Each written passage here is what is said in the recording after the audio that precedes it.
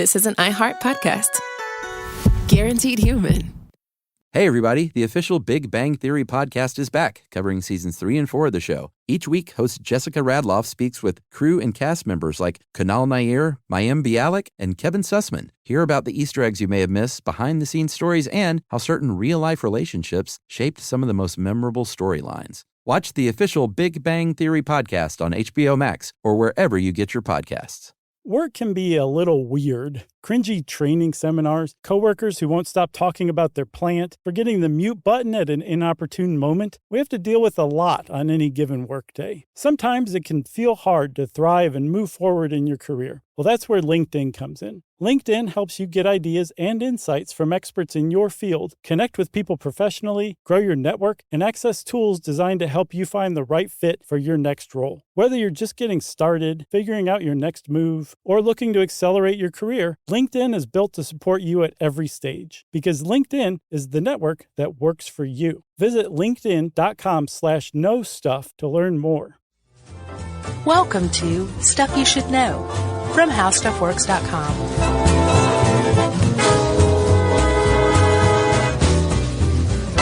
Hey, and welcome to the podcast. I'm Josh Clark with Charles W. Chuck Bryant and Jerry. All right? Yeah. That makes this Stuff You Should Know. You ever had one of those, I don't know why I wanted one, but when I was a kid, I wanted one of those coin things you wear on your hip to make change. I wanted one of those worse than anything. Really? Yeah, I don't you think want to be like a peanut vendor? I don't know. When I was at Six Flags or whatever, and I saw those things, I just thought it was boss. That's really funny. And I don't think I knew that you could buy them for like $3, or else I would have bought a bunch of them. Yeah, because there's not much to them. It's just like the thing's not counting anything when you press it with your thumb. It's just releasing. Yeah, releases. But each one, your quarters, they have different sizes. Right. So, you can just, without even looking, you could go, here's 3/4, buddy. I know what somebody's getting for Christmas this year. I just thought of that out of nowhere. I haven't remembered that since I was a kid. I was obsessed with those things for a little while. Well, you know what you were technically obsessed with? What? A dispenser of currency. How's that? Teed that one up. Yeah.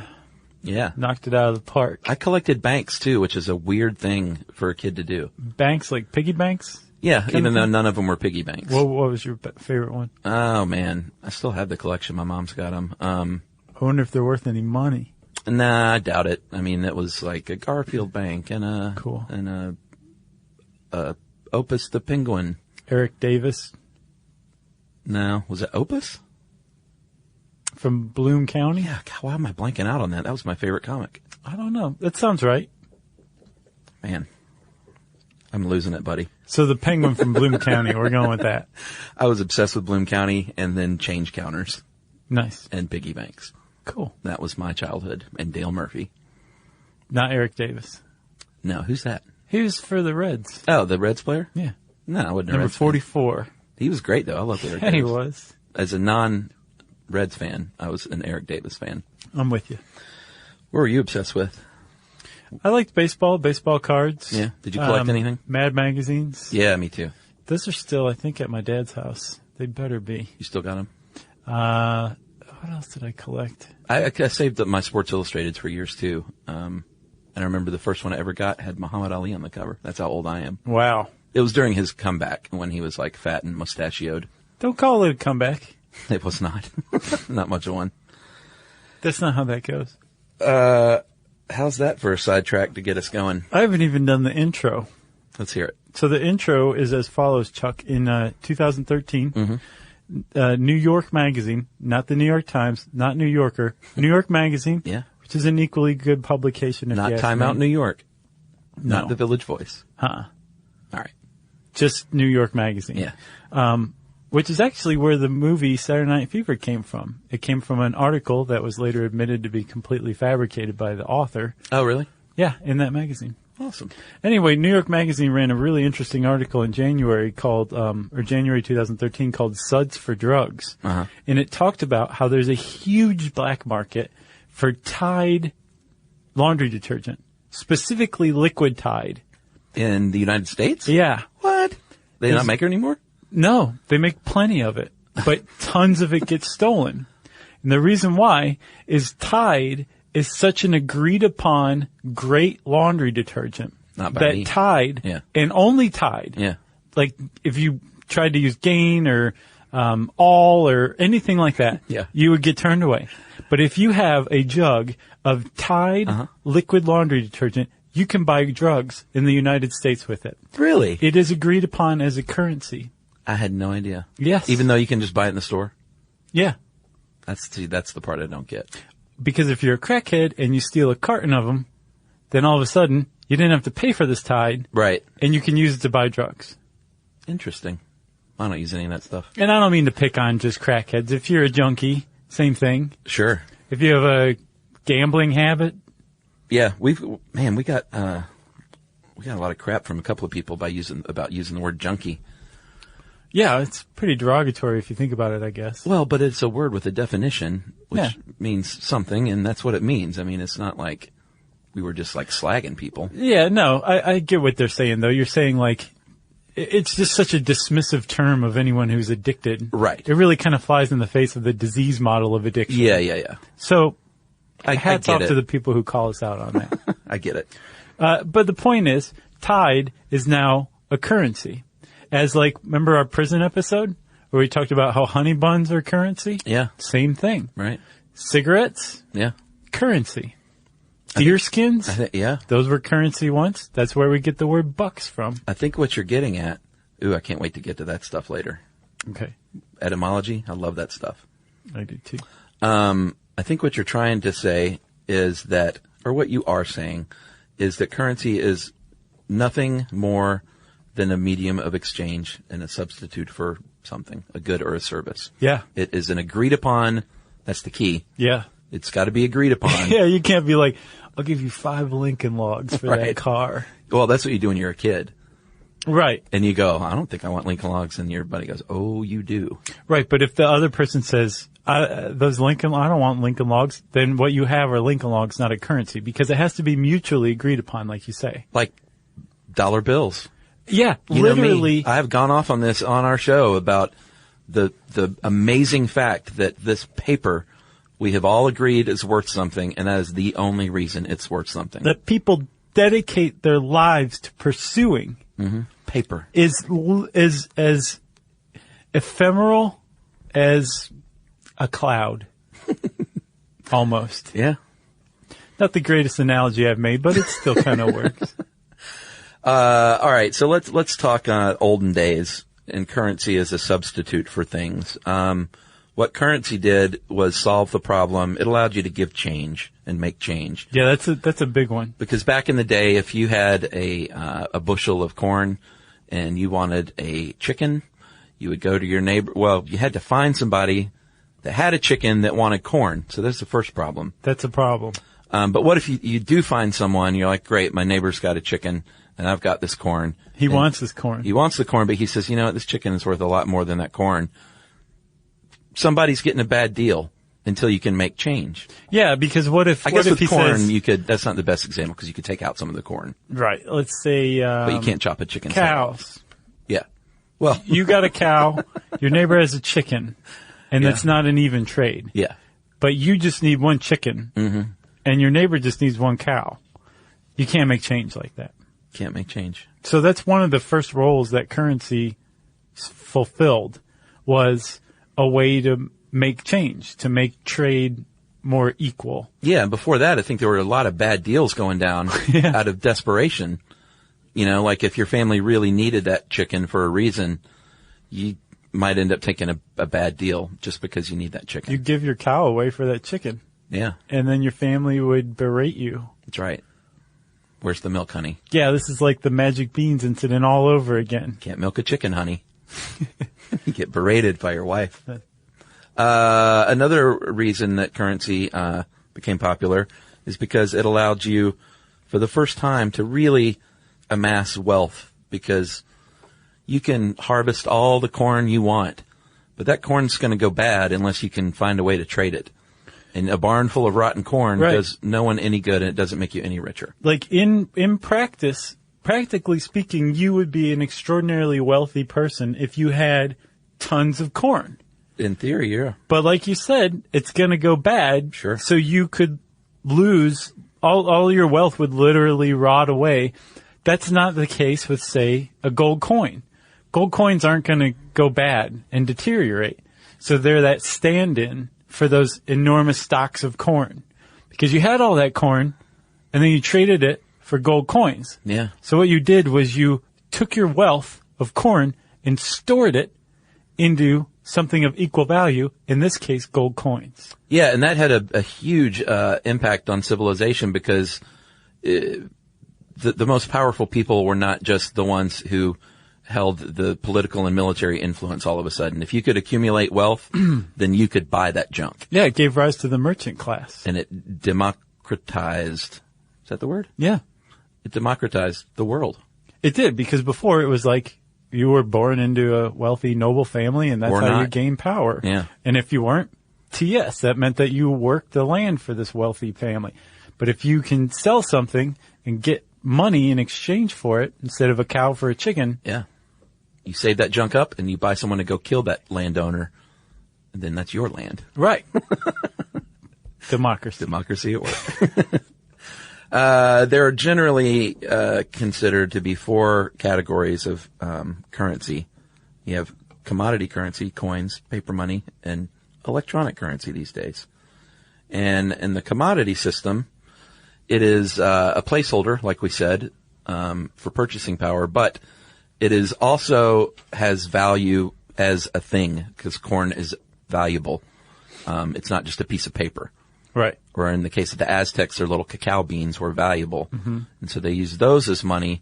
But one of the problems with that is if the person you're trading with doesn't find that valuable, then it's worthless. Yeah. Usually within a society, everyone will find that commodity currency valuable, like the Aztecs with cacao. Yeah, they love this stuff. They made chocolate out of it. It was the elixir of the gods. That's kind of stuff. They drank it, right? Yeah. Montezuma drank like 20 or 40 cups of it a day. Until he died. From drinking too much chocolate. Yes. But the conquistadors who came didn't value cacao beans at all.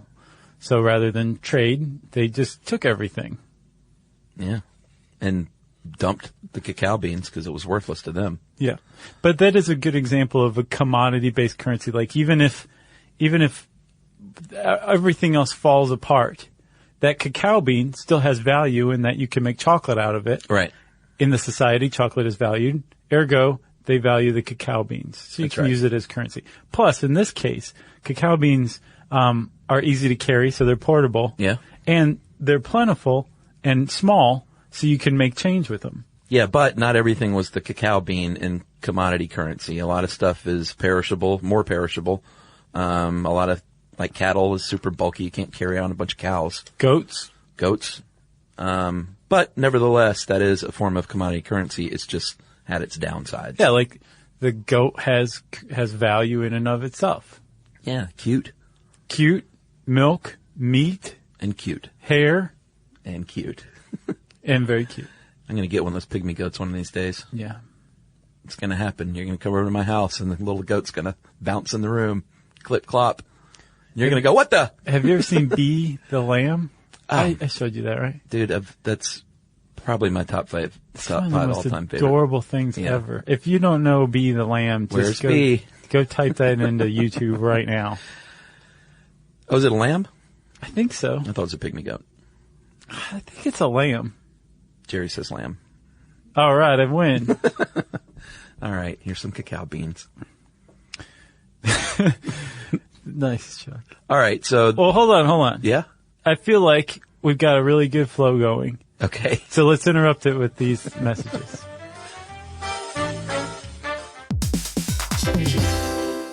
Hey, everybody. I want to talk to you a little bit about Tide Evo because it represents over 10 years of innovation and product development. Tide Evo is a first-of-its-kind technology where tens of thousands of minuscule fibers are spun together to form a 6 times powerful layer packed with scrubbers, brighteners, pre-treaters, and fresheners. And that's going to deliver a breakthrough clean that's so powerful, it feels like magic. Yeah, it is kind of like magic. Tide Evo is revolutionary. A 100% concentrated, waterless laundry tile that's made of compressed microfiber soap layers rather than liquid or powder. And it's not like pods or sheets because it uses 6 layers of detergent fibers to deliver superior cold water cleaning without plastic packaging of any kind. And it provides a mess-free, lightweight solution that dissolves lickety-split. So whenever you run into a laundry challenge, turn to Tide Evo. It's revolutionary. It's magic. Try new Tide Evo. Real laundry magic.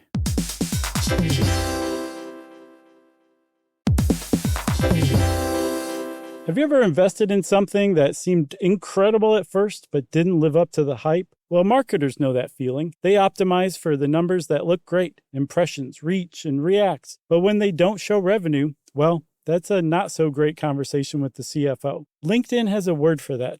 Bull spend. That's right, because you need to invest in what looks good to your CFO. LinkedIn Ads generates the highest ROAS, 121% of all major ad networks. You can reach the right buyers with LinkedIn Ads, and you can target by company, industry, job title, and more. So cut the bull spend. Advertise on LinkedIn, the network that works for you. Spend $250 on your first campaign on LinkedIn Ads and get a $250 credit for the next one. Just go to linkedin.com/SYSK. That's linkedin.com/SYSK. Terms and conditions apply.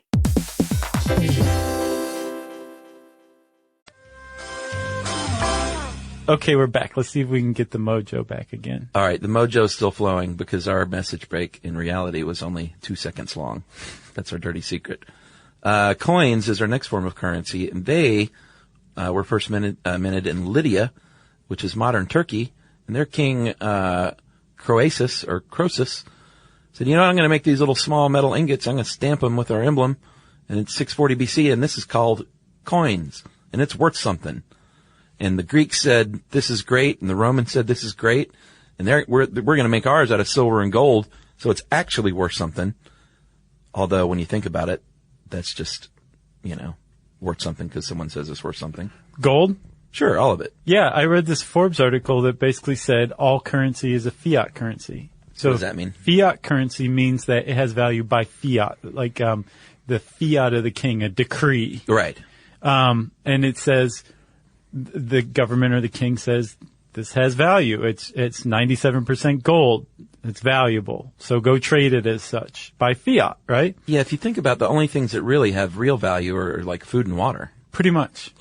Like you can make the case that a commodity-based currency like cacao beans isn't necessarily a fiat currency because it does have inherent value that anybody can use. But gold is, it's not really that valuable. It's not really that useful, especially in like a pre-industrial society.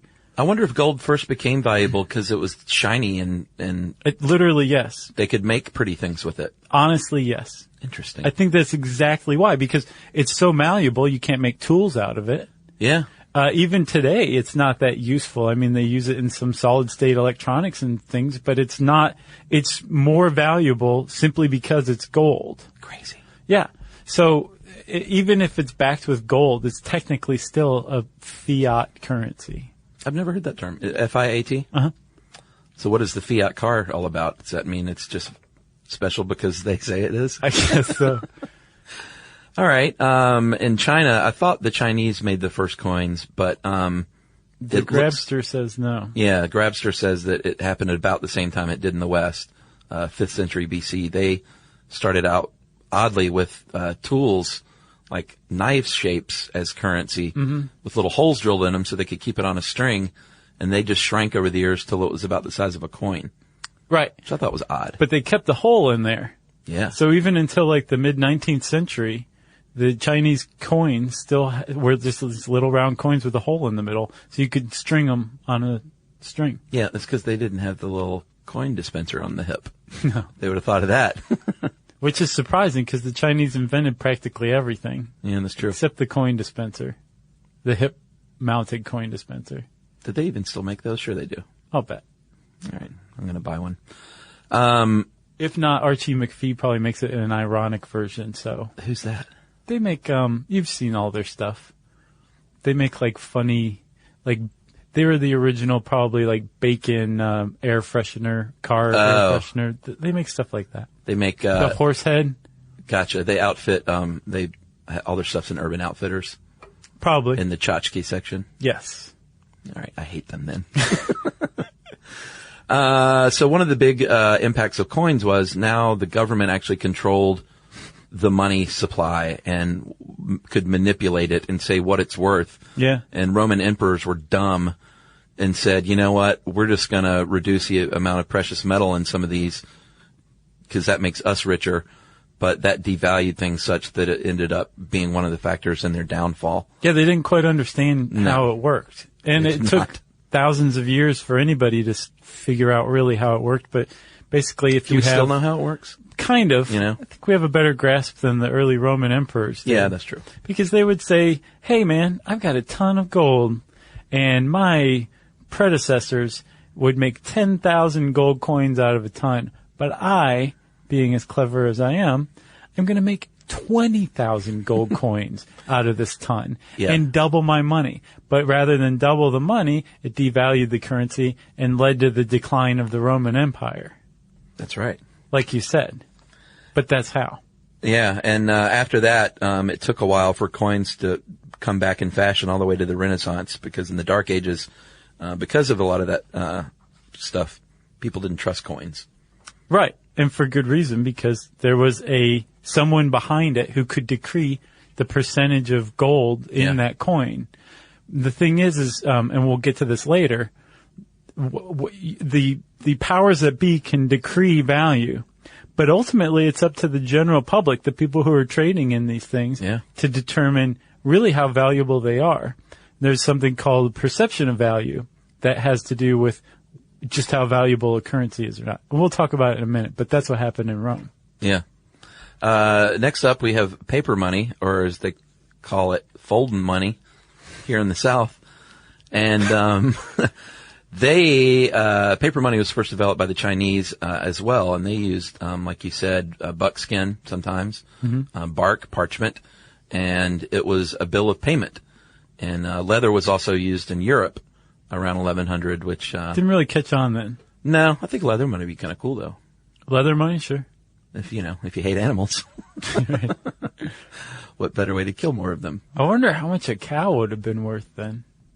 Yeah, because they were using the skin for other stuff anyway. Yeah. Good point, though.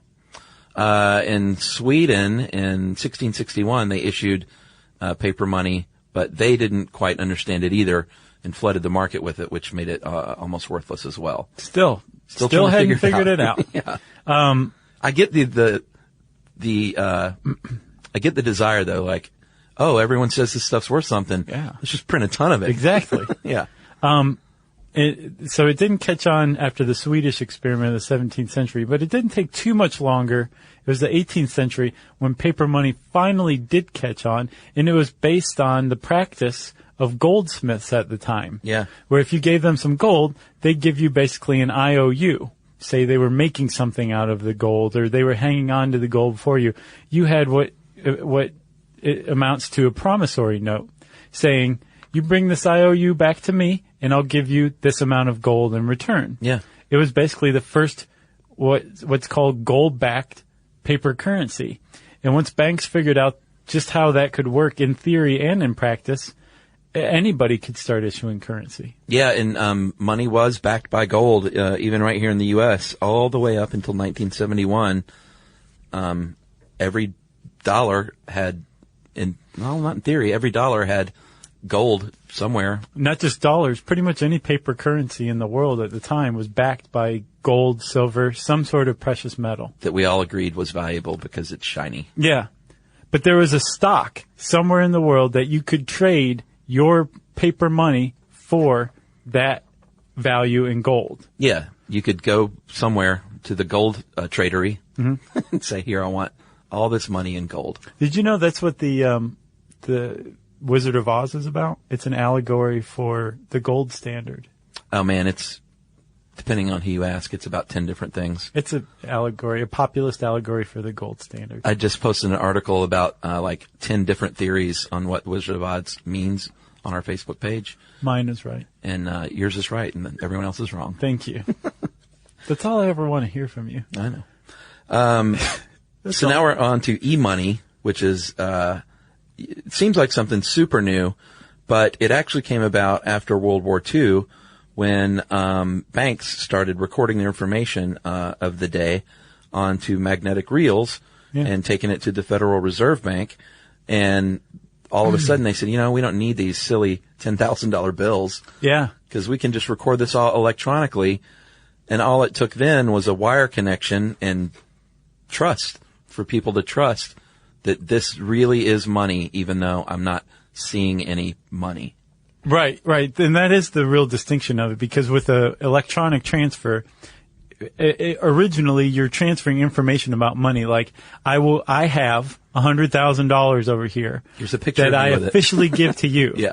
And so that electronic transfer becomes a promissory note in and of itself. Yeah. And they figured out that they can do this after they realized that money in and of itself isn't valuable, so we can just do this whole thing electronically. And like you said, they did have $100,000 notes, and apparently there's some in circulation still. There's a couple hundred of them in circulation.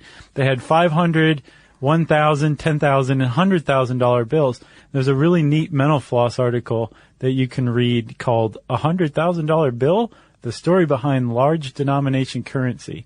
And it talks all about that, but it was prior to the magnetic tapes that were passed from bank to bank, or that recorded this information. This is how banks would settle up transfers through $10,000, $100,000 bills. Yeah, and the 100,000 has Woodrow Wilson on it, and they only made those for about 3 weeks. But that was never like in the public. That was just between banks. Right. Like it was never in circulation. They're still around from what I understand, though. Yeah, there was in 2009 there were less than 400 $500 bills, $1,000 bills, $5,000 bills, and $10,000 bills, all between like 300 and 400 still in circulation, which I thought was pretty interesting. Yeah. And they're usually worth frame now, but they're worth way more than their face value. This Mental Floss article points out that if you have a pristine $10,000 bill, it's worth at least 10 times that. Wow. And so they all had different presidents throughout the years. It wasn't like a single version of it. There was a bunch of different versions of all those, except for the 100,000. Yeah, it was always Wilson, right? Yeah, because they just printed it for 3 weeks. Woody. I wonder why he got that honor. Yeah, I don't know. Because he was money. He didn't even know it. So, with electronic money, another few things really helped cement that as a viable thing.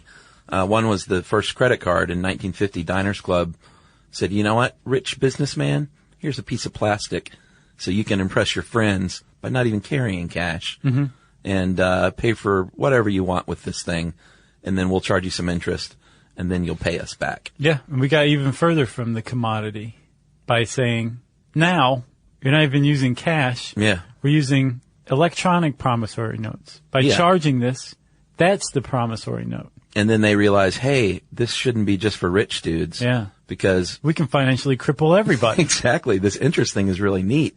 So everyone should have a credit card. And today there's over 200 million visas, which started in 1958. Then the Social Security Administration started doing e-deposits all the way back in 1975. And people kind of got used to the idea that, all right, I see it's in my bank account now, so I trust it. Yeah. Which is a big step forward. Yeah. It took a little while to catch on, but then now it's like, the Grabster points out, people started paying bills, transferring money between accounts, and sending money electronically without ever even touching it. Yeah. Which is true. Like, I hadn't thought about that, but there's plenty of money that I earn and spend that's just, like, it's never physical ever. That's all my money. Yeah. I almost never have or use cash. Yeah. Like, I get paid electronically. It goes to a bank number. And then I have a American Express that I pay for things with.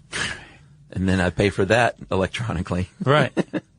And I'm just trusting that this is, as long as the lights are on, I guess everything's working out. Right, exactly. And basically, it's like the future, like what everybody talks about. In the future, we're not going to have money, we're going to have credits. Well, the future's here. apparently 8% of the world's currency is in hard, like, currency. This all sounds so dangerous when you start talking about it like that. Like all it takes is one big crash of electronic crash. Yeah.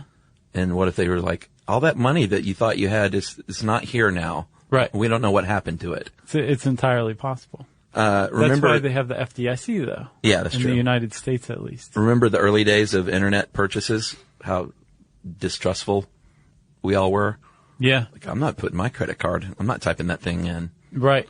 And it never occurred to us that we hand it to like a waiter or whoever that can do anything with it. And then it finally just became less important just because so many people were doing it that the chances of your credit card being stolen were lower, coupled with the fact that it became evident that credit card companies were willing to just like wipe clean debts accrued like that. Sure. Illegally. Yeah. Made people a lot more trusting of it, I guess. Yeah, I had a lady in front of me at this grocery store the other day that wrote a check, and I was just like... Oh, were you just like... I know. I felt like a jerk because I had to wait an extra minute, but I did want to say, there's a better way of doing that now. Yeah. Man. Checks. And I can't remember the last check I wrote. It's been years and years and years since I've written a check. For me, it's usually like a government thing, like a tag or something. A tag tax or something. Yeah, I do all that with my card, too. And then, of course, if you want to talk about the bleeding edge of electronic money, e.g. Bitcoin and that kind of thing, you should go listen to our Bitcoin episode, which we're told was pretty good.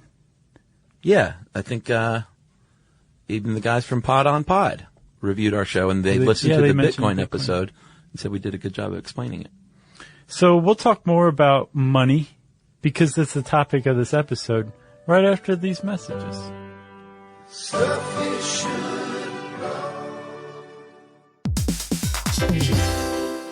Hey, everybody. I want to talk to you a little bit about Tide Evo because it represents over 10 years of innovation and product development. Tide Evo is a first-of-its-kind technology where tens of thousands of minuscule fibers are spun together to form a 6 times powerful layer packed with scrubbers, brighteners, pre-treaters, and fresheners. And that's going to deliver a breakthrough clean that's so powerful it feels like magic. Yeah, it is kind of like magic. Tide Evo is revolutionary. A 100% concentrated, waterless laundry tile that's made of compressed microfiber soap layers rather than liquid or powder. And it's not like pods or sheets because it uses 6 layers of detergent fibers to deliver superior cold water cleaning without plastic packaging of any kind. And it provides a mess-free, lightweight solution that dissolves lickety-split. So whenever you run into a laundry challenge, turn to Tide Evo. It's revolutionary. It's magic. Try new Tide Evo. Real laundry magic.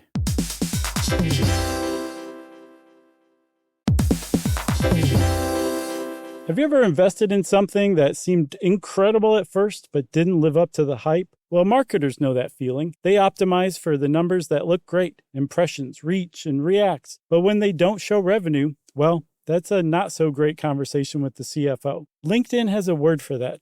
Bull spend. That's right, because you need to invest in what looks good to your CFO. LinkedIn Ads generates the highest ROAS, 121% of all major ad networks. You can reach the right buyers with LinkedIn Ads, and you can target by company, industry, job title, and more. So cut the bull spend. Advertise on LinkedIn, the network that works for you. Spend $250 on your first campaign on LinkedIn Ads and get a $250 credit for the next one. Just go to linkedin.com/SYSK. That's linkedin.com/SYSK. Terms and conditions apply.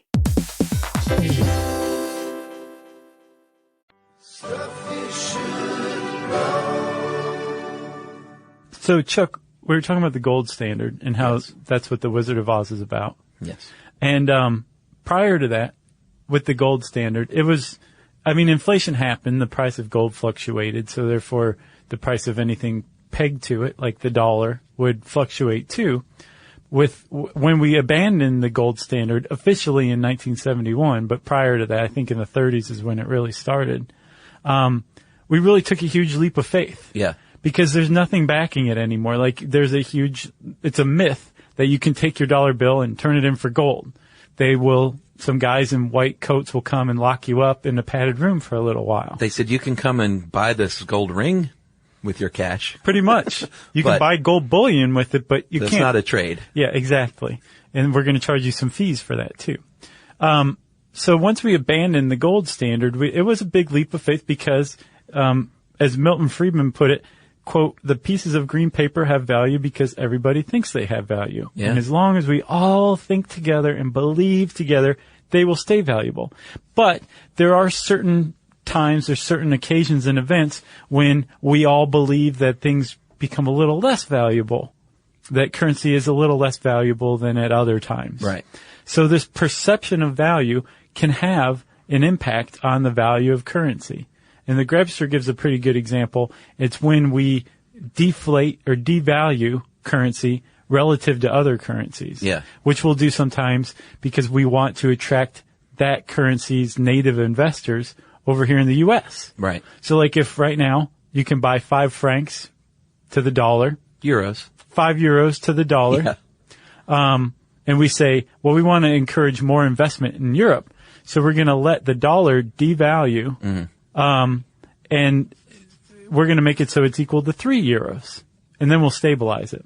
Well, that'll encourage more people in Europe to invest in the United States because the euro now has more buying power relative to the dollar, but everyone in the United States goes, WTF. Yeah. We got all these dollars and now it's worth less because you just told us that you're going to make it worth less relative to the euro. Nothing really happened to the dollar, right. But everybody agreed literally overnight that the dollar is less valuable now.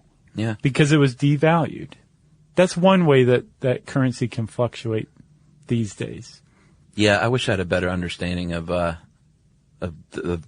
when people say what the dollar is worth. Sometimes that just makes my head spin. I have one for you. You're going to love this, man. Let's hear it. The Big Mac Index. Oh, God. It's exactly what you just said. If you want an understanding of it, there is a guy in 1986 who wrote in The Economist basically the Big Mac Index, and it says... Yeah, we've covered this in one of them. It might Did have we? been Bitcoins, yeah. We may have done it in our Super Stuff Guide to the Economy then. That was 80 years ago, though. It was. Yeah. But, so we'll go over it again. The Big Mac Index is the price of a Big Mac relative to the price of a Big Mac in another country, right? So it's basically saying you can, and it's tongue in cheek, but it actually does kind of work. Right. You can show the buying power, the purchasing power of one currency relative to another based on how much a Big Mac costs in each country. La Big Mac. And once you see it and look at it like that, you go to The Economist and type in the Big Mac Index and it'll bring this up, and it's an interactive scale. Yeah. Which makes it awesome. Yeah. And you understand relative purchasing power. Well, I should spend some time on that site. Thank you. Then it'll make me hungry. So then the other way that things can devalue is with supply. And that is just basically supply and demand. Like when there's a lot more money available, it by nature becomes less valuable. Yeah. Demand is high, prices go up. Supply is high, prices go down. Right. So that's inflation and deflation. Bed goes up, bed goes down. Okay. I guess we should answer this. Are you watching the Simpsons every episode marathon? I've tuned in some here and there, but what I've really enjoyed is the influx of articles about like the best seasons, the best episodes. Yeah. It's really like a trip down memory lane. I do not have FXX, and so therefore I'm bereft. Yeah, but you've seen them all anyway. Yeah, but it'd be so nice to see him again like this, you know? Yeah, I mean, they're running them nonstop. Like you wake up at 3 a.m. and it's on. I know. Don't think I wake up at 3 a.m. and realize that I'm missing a Simpsons right then. Well, you caught bed goes up, bed goes down. That's because I love the Simpsons. Exactly. So we talked about inflation and deflation, but if you want to know more about that, you should check out How Much Money Is There in the World, our Super Stuff Guide to the Economy, Stagflation. Those are all some good episodes we've done on that kind of thing. Yeah, and we mentioned earlier, I talked about I can see how you might be incentivized to just print loads of money if you want more of it. Mm-hmm. And we've covered in other shows why that's a bad idea, but never has it been more evident than in post-World War I Germany. They had, this is amazing stuff. I think Zimbabwe beat them eventually, didn't they? I couldn't remember. It's either so Zimbabwe staggering. or Hungary. Well, no, I think it was Zimbabwe. Okay. I don't know, maybe it was Hungary. Remember Hungary had a revolution in the 40s that was... Just staggering numbers of hyperinflation. Yeah, but this is a pretty good example of hyperinflation. Well, after World War I, Germany owed in war reparations about $33 billion.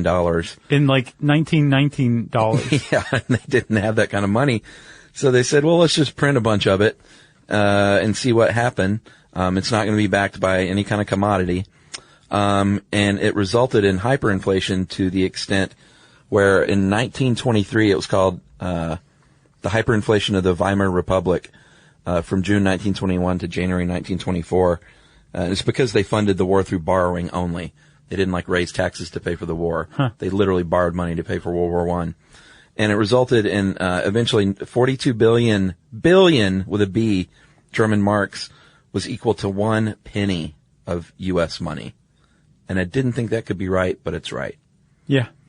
And it was so bad that there was something called a mental condition called zero stroke that it caused, which is when you're compelled to write endless rows of zeros. Oh, yeah. Because when you see some of these numbers, you're like, is that even a number? Yeah. When you're trying to do these calculations. And there was an influx of zero stroke in Germany at the time. And so I was wondering, how did Germany ever recover? They basically started over again and said, this isn't money anymore. We're going to start over, and we're going to have a new bank issue something called Deutschmarks? No, the Rentemark. And this is our new money. Not all that money is no good. To start over from scratch. But this is actually backed. There was a bank, the Deutschen Rente Bank, mortgaged land and industrial goods to the tune of about $3.2 billion, hard assets that were backing this money. Yeah. And it worked. And it turned around almost overnight to the point where a U.S. dollar was worth 4.2 Rentemarks. It's a lot better instead of 4.2 billion. Yeah. And I guess everyone just got on board. So, all right, that old money is no good. Wallpaper your walls with it, and now we have new money. You know, a lot of historians credit that really difficult period that Germany was put through, or put itself through, depending on who you ask, after World War I, is the reason why fascism was allowed to take hold there. I believe it. In the lead up to World War II. Because, when I say it stabilized, it stabilized the money overnight, but it still wasn't they were still in bad shape. Mm-hmm. It took a while to dig out of that. Did you see that thing I sent you on cowrie shells? Oh yeah, so a little bit. Cowrie shells are sea snail shells. They're little tiny white shells that look porcelain. Yeah, and literally for about 2,000 years, they were used as currency throughout the world. And they came almost exclusively from the Maldives. And they would, if you were an Arab trader, you would go down to the Maldives, you would buy about 1 million, cowrie shells for 1 gold dinar. Yeah. Then you'd go back, to India, or go to India. Yeah. And you would sell 10,000 of them for a gold dinar. So you could just make a ton of money overnight. And then the further and further away they got from the Maldives, and the closer and closer to China they got, which is this country that used these things like crazy as currency. They were worth less? They were worth more and more. Oh, more. Yeah. In the Maldives, it's just you just scoop up baskets full of them. Right. And they were not nearly as valuable. But as you got away from the Maldives, they grew more and more valuable, and they were used as currency literally until the mid-19th century. They started we have the earliest reference in about 350 BCE. Wow. And in the 1850s is when the currency finally collapsed, just because there were so many of them on the market. That's crazy. That people would, they would pay using 500,000 cowrie shells. And you'd have to count out 500,000 cowrie shells. And didn't they use them because they were pretty and they were hardy and didn't break real easy and easy they were to carry portable, around? Yeah. Plentiful, small, so you could make change with them. Wow. Yeah. And people liked them, so therefore they became currency. But they lasted as currency for 2,000 years. Again, all you have to do is agree that something, although that's a weird thing because that's something you can just go out and find if you're in the right part of the world. If you're in the right, exactly. Yeah. That's why they were less valuable in the Maldives, more valuable in China. Right. So, you want to talk etymology? Yeah, you said, what was the first one you said? The buck comes from buckskin? Mm-hmm. And the sawbuck, I don't know where, sawbuck is a tenor, right? I believe so. The word Vieh comes from the German word for cattle, Vieh, V-I-E-H. Interesting, right? Yeah. Speaking of shells, I believe Pacific Northwest tribes used wampum, Yeah. which were white shells. And the phrase shell out comes from that. Like when you pay somebody in shells, you were shelling out. I wonder if that's where clams comes from. Probably. What's your funny word for money? Beans, bones, rocks? Simoleons. Simoleons. I tried to look up simoleon because I think everyone knows that's a cartoon Right. currency, but I couldn't find anything. It kept defaulting and saying, "Do you mean Somali money?" I was like, "No, I mean simoleons." I think it's, I even put cartoons, and I couldn't find much of anything except, I couldn't find an origin, who made that up. right. Let's say Napoleon since it rhymes. Maybe Chuck Jones. It's possible. We could ask our friend Jessica. She might know. Yeah. You saw Charles Schultz's granddaughter emailed us, huh? No, I didn't see that. Yeah, so now Chuck Jones's granddaughter and Charles Schultz's granddaughter are both Stuff You Should Know fans. Huh. Which is pretty awesome. Yes. I'm waiting for a return email. It's like, gotta give me some inside story here, please. About Grandpa. Right, exactly. Do you want to know the etymology of simoleon? Do you have it? Yeah. Man, how did my Google skills not pan out? I am proud of you, Chuck. Yeah, for not saying. Yeah. So simoleon is spelled S-I-M-O-L-E-O-N. It's an English word. All right, that's where I got sidetracked. They think that it is a late 19th century blend of Simone, which is apparently a French word for dollar, Okay. and Napoleon. Really? Yeah. And why was it exclusive to cartoons? I don't know, but they think it came from New Orleans in the late 19th century. So Simone was either dollar or sixpence coin. It was a British slang, and Napoleon. So I guess that's where simoleon came from. Where'd you get that? What's the website? Wordsense.eu. All right.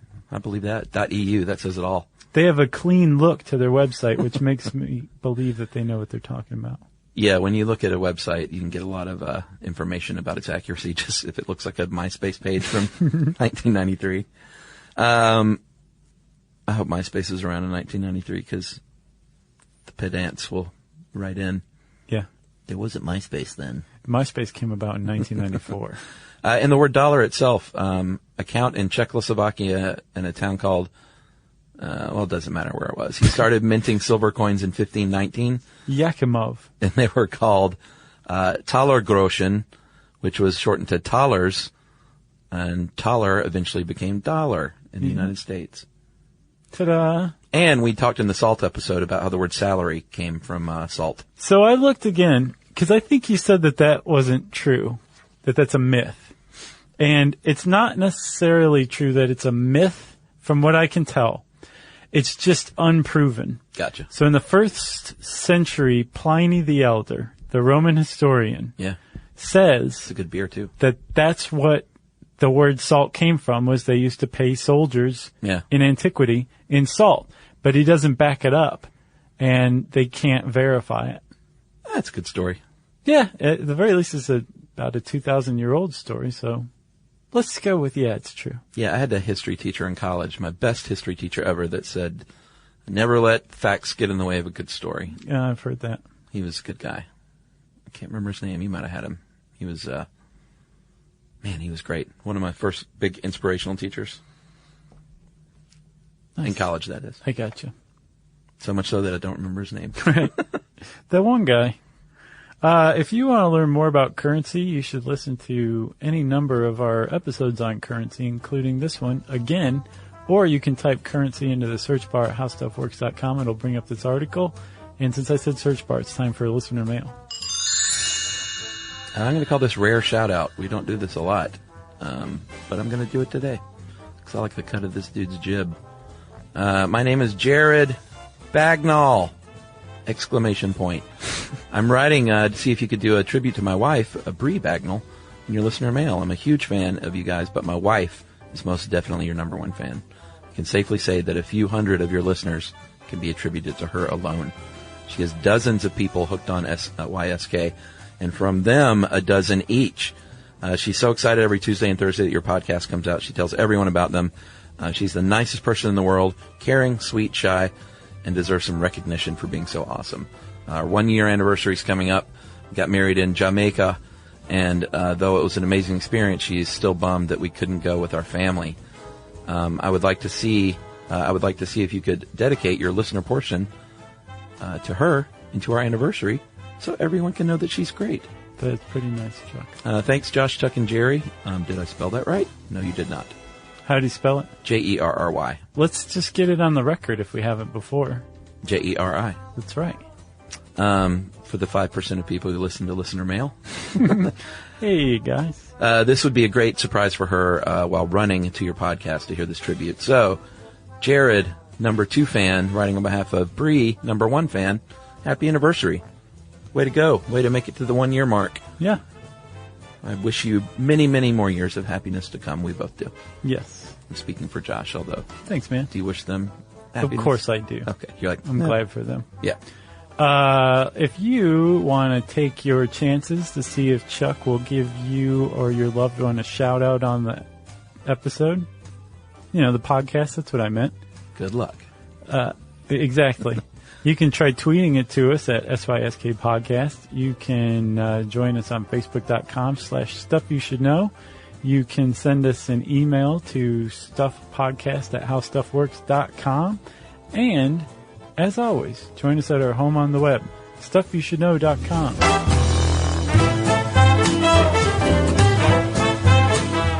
For more on this and thousands of other topics, visit howstuffworks.com.